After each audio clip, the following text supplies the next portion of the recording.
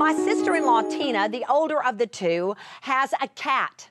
And a couple of months ago, the cat wandered in the house with something grotesque in its jaws. I mean, holding a creature that she flat out could not even identify. That is what it looked like. What in the world do you know? What is it? I mean, the first thing she thought is, it's got to be a rat. But I mean, there was not a hair on it. Anybody got that with me? I mean, it was just kind of like hideous, just hideous. And so small. I've got another picture, but I thought, do you want me to bring a photo album or what?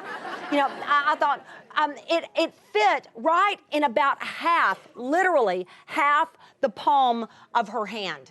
And so my oldest sister-in-law, Tina, was completely flipped out. I mean, she was like, what on earth is that? She was grossed out. She was also horrified because she couldn't tell if it was dead or alive. And so she went over to try, and she was going, trying to pull it out of the cat's jaws because it was literally, look what the cat dragged in. You understand what I'm saying to you? I mean, it's in a very literal sense.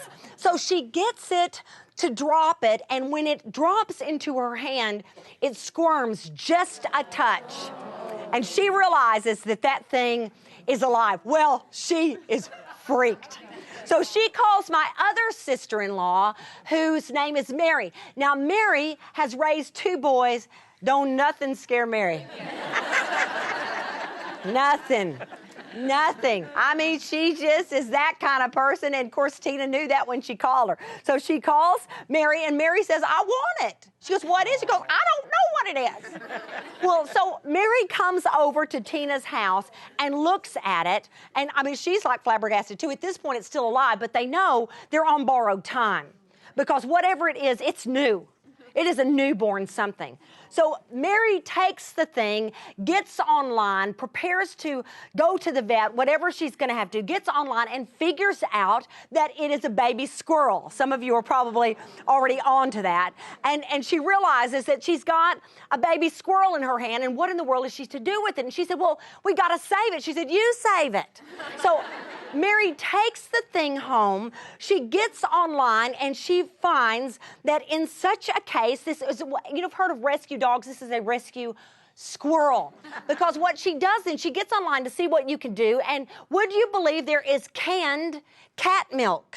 That's what you feed a newborn squirrel if you're rescuing it. I ask you not to think any of that through.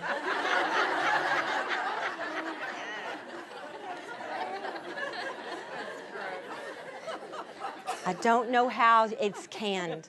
I don't know how. Don't ask me questions I don't know the answers to. I don't know how you can it. I'm just saying it's canned. That's all I'm saying. So she feeds it with a dropper. Well, she's shocked that it lives through the first 24 hours, and she's learned how she has to keep it warm. And she does all the instructions meticulously, every little thing. Well, would you believe the thing really starts squirming around? I mean, it lives the 2nd day, it lives the 3rd day, it lives the 4th day, it lives the 5th day, and this squirrel lives. It lives until it becomes, I cannot wait for you to see it. This is the picture because I'm constantly sending it to her.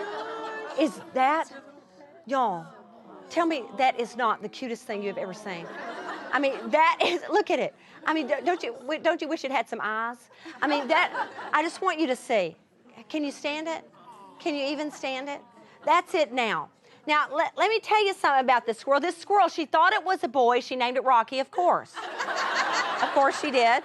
She was having to have a lot of imagination otherwise with the canned cat's milk. So let's go with the easiest name for a squirrel. You name a squirrel Rocky. Only then she found out it was a girl, and so it became Racquel.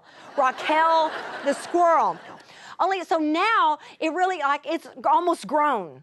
And so she's been trying to teach it. It's so hard for a human to teach a squirrel how to eat an acorn. It's just certain things. She's tried to teach it how to pick a pecan out of a shell. I can't tell you what my sister-in-law has been through with this squirrel. But it will go outside. This is the part I want you to hear because you're wondering, what on earth does this have? I realize that. And I had to work hard to make it fit because I just love the story. She puts it outside, and it loves the tree. So she was so thrilled. It runs up the tree, and she's like, bye, little squirrel, bye, little squirrel. Down it comes, back up her leg all the way and sits right on her shoulder. No matter how many times she sets that squirrel out, it comes right back to her, crawls right back up, and sits right on that shoulder. Now, one of these days, it's going to pierce her ear in a very big way because they are very sharp of teeth. That's what she's trying to figure out. But you see, it brought her something that she could work on until it was healed of its infirmity. And now it wants to cling in the very worst way, the very worst way. But it will be the death of it because its life is out there. Out there. Go get your acorns. That's what you were born for. Go scurry with the other squirrels. It's what you were born for. No, I'm going to cling with whoever it is I associate with feeling better. And we miss the whole point